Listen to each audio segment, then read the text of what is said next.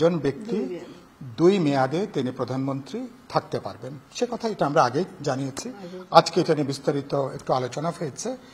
এখন 2 মেয়াদ বলতে আমাদের প্রস্তাবনা সবকিছু 4 বছরের জন্য, পার্লামেন্ট 4 বছর, রাষ্ট্রপতির ওনার মেয়াদ 4 বছর, সাংবিধানিক যে প্রতিষ্ঠান তারও মেয়াদগুলো 4 বছর। তো এটা 4 বছর হলে তাহলে 8 বছর হয়। হ্যাঁ, আবার হ্যাঁ 2 বার আর 2 মেয়াদ নিয়ে একটু আলোচনা আছে, একটু বিভ্রান্তি আছে। আমরা তাদেরকে বলেছি এই বিভ্রান্তিগুলো তারাও দূর করবেন, আমরাও তাদের সাথে এটা নিয়ে ভবিষ্যতে একটু আরো আলাপ আলোচনা এটা নিয়ে হবে। আমরা বলেছি যে নিম্নকক্ষ এখন যেভাবে প্রত্যক্ষ ভোটের মধ্য দিয়ে এলাকা ভিত্তিক নির্বাচন হয় সেভাবে এটা এখন থাকা দরকার।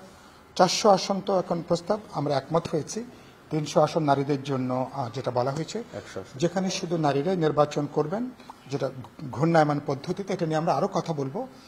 আর উচ্চকক্ষ আমরা বলেছি যে সেটা ভোটের সংখ্যানুপাতিক হারে উচ্চকক্ষ নির্বাচিত হবেন।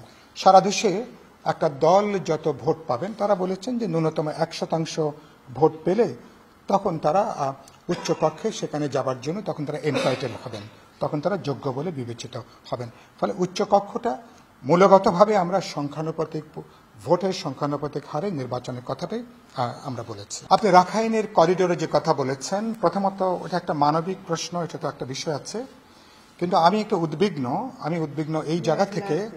সরকার অনেক তড়িঘড়ি করে রাজনৈতিক দলগুলোর সঙ্গে আলোচনা না করে, মতামত না নিয়ে, একটা পরামর্শ না করে যেভাবে নীতিগতভাবে তারা করিডোর দেওয়ার তারা সিদ্ধান্ত নিয়েছেন, তাতে আমাদের একটা উদ্বেগ আমি প্রকাশ করছি। আমি মনে করি যে এর সঙ্গে বাংলাদেশের আমাদের সার্বভৌমত্ব, জাতীয় নিরাপত্তার প্রশ্নটা সরাসরি যুক্ত।